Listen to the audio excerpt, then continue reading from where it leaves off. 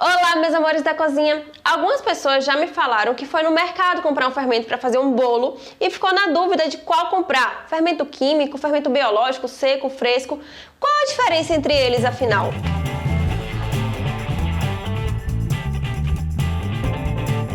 Eu sempre falo da importância de conhecer os ingredientes que são usados no dia a dia. Entender os processos e a função do que você está utilizando é fundamental para fazer a receita da melhor forma possível. Por isso, hoje eu trago para vocês a diferença entre os dois fermentos principais, químico e biológico. O fermento químico, como o nome já diz, é formado por produtos químicos, como o bicarbonato de sódio.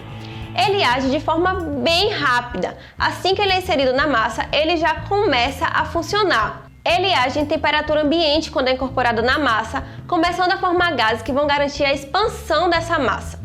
O que acontece muitas vezes é que a gente prepara um bolo, por exemplo, e deixa ele lá esperando enquanto você faz outras coisas.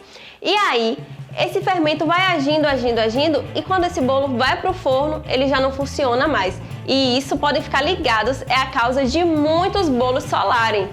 Mas já existe no mercado algumas marcas em que o fermento químico só age quando a massa está dentro do forno, só age em temperaturas mais altas.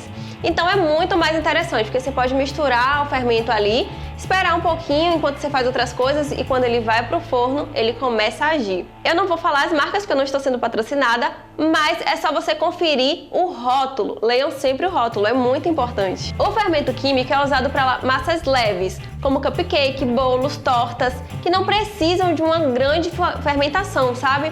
E além disso, ele não confere, não interfere no sabor desses alimentos.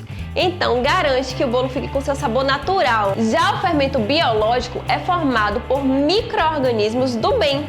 Geralmente são as leveduras. Mas, para garantir um tempo de vida maior no mercado, ele usa alguns outros produtinhos, né? Não só a farinha e a água. Se fosse só isso, seria fermentação natural. Mas isso fica para um próximo vídeo.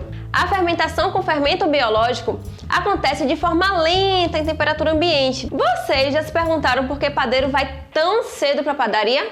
Porque a fermentação biológica acontece de forma bem mais lenta e em temperatura ambiente. E geralmente é usada para pães, massas, pizzas, né?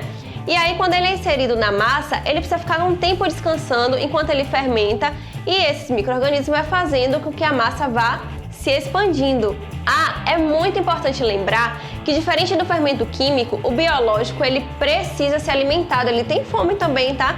E aí, essa alimentação é feita com açúcar e com algum líquido morno. Se, por exemplo, você for usar um leite ou uma água, ele precisa estar morno. Agora, não pode ser quente, tá? Porque ele é bem sensível. Se for água muito quente, ele vai acabar morrendo e não vai acontecer a fermentação. Algo que eu sempre ensinava para os meus alunos é que o líquido ele tem que estar numa temperatura amena. Sabe quando você vai fazer a mamadeira para um bebê? Você coloca aqui, você sente na sua pele que ela está tranquila? Tem que ser dessa forma, porque aí não vai matar os micro-organismos e vai alimentar o fermento para a fermentação acontecer corretamente. Então, assim como o açúcar é usado para alimentar esse fermento, o sal é usado para inibir. Ele não mata os micro-organismos, mas se você usar um excesso de sal, ele vai acabar parando a fermentação. Então você tem que usar outros itens para garantir que ele vá crescer naturalmente. Você também fica na dúvida entre fermento seco e fresco? Ambos os tipos são biológicos. A diferença é que o fresco ele fica ali na geladeira porque a validade dele é um pouco menor. E ele é um pouquinho mais chatinho de usar, já que ele vem em tablete também. Já o seco é o mesmo fermento desidratado e em pó, que garante que ele tem uma durabilidade bem maior e é muito mais fácil de usar, porque você vai só inserir ali e mexer quando for ativar o fermento.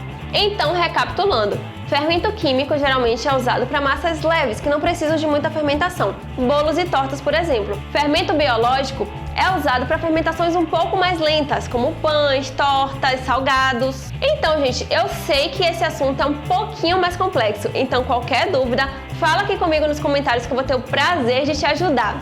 E manda esse vídeo para aquela pessoa que você acha que precisa assisti-lo.